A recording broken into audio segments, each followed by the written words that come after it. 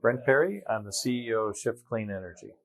Brent, we had something of an explosive conclusion to yesterday's conference. Tell us why. I felt it was really important that people got to experience what the potential failures are within energy storage. And there is no telling like seeing. So the opportunity to present that to everybody live was a way to help take away one of the biggest fears that we all have about lithium energy storage. I don't think the demonstration could have gone any better, really. It went really well. Yeah. But we've done that now several times in public events where we invite companies to come and see this or military to come and see this. We have done it several times back at our facility, and in many cases, it's a preamble to a contract that we can demonstrate the safety of our systems in that kind of manner. It was an especially relevant demonstration because safety, after all, was a major talking point during the conference. And I think it surprised people the extent to which regulation doesn't reflect the safety case. Lithium is still defining what safety is, and the regulators are still having to catch up to what we can or cannot do. And there's so much broad variety of lithium energy storage solutions today that capturing a standard that's going to define how that's going to work going forward is still a work in process. One of the questions we asked during the conference was, is there enough lithium out there to meet demand? Did the results surprise you? A little bit, but there's a lot of still lack of knowledge in the space about how much lithium is there in the world today.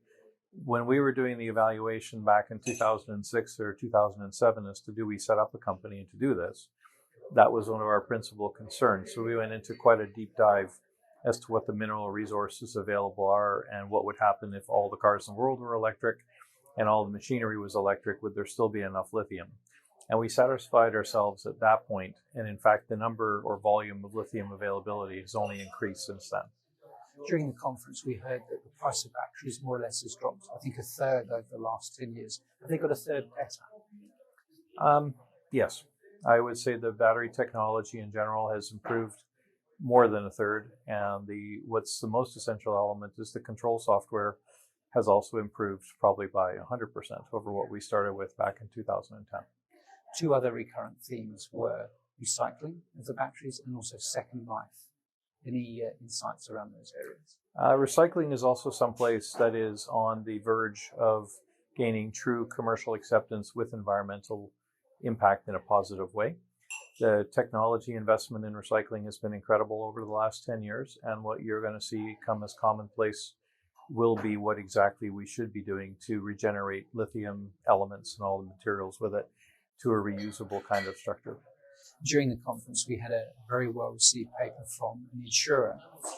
To what extent can you imagine that insurers will start saying we need to see a passport or equivalent of how you're going to take the battery from cradle to grave? I think that's going to be a 100% requirement. It's already a requirement in many of our contracts.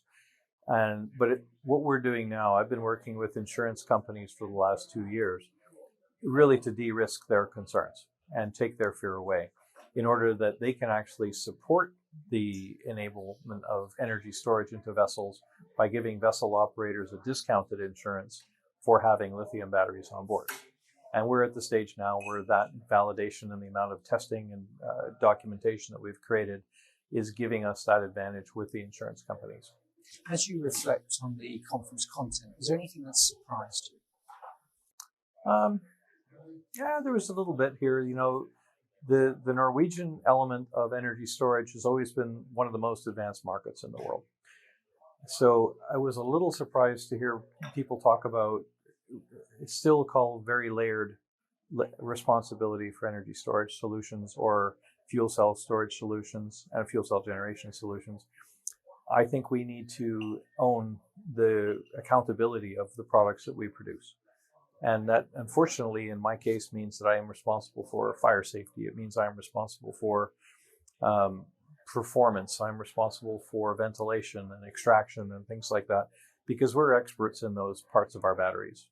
And we need to guide the third-party industry that's associated with what we do to make sure that they are fully participating in what means lithium safety. And finally, We're nearly at the end of the 3-day event. How have you found it? It's been fantastic. Credit to you guys. This has gone off like a clock, as always. You're very good at organizing these events. The participants have all brought what I would call collaborative innovation to the table. The questions that have been generated have been absolutely spot on for the place that renewable energy is in being incorporated. And I think the only thing I would ask you guys for the next conference would be to incorporate more people involved in the legislation of the industry. So perhaps the IMO or some of the EU government people who could come here and speak to how are they going to accelerate or slow us down in implementing this.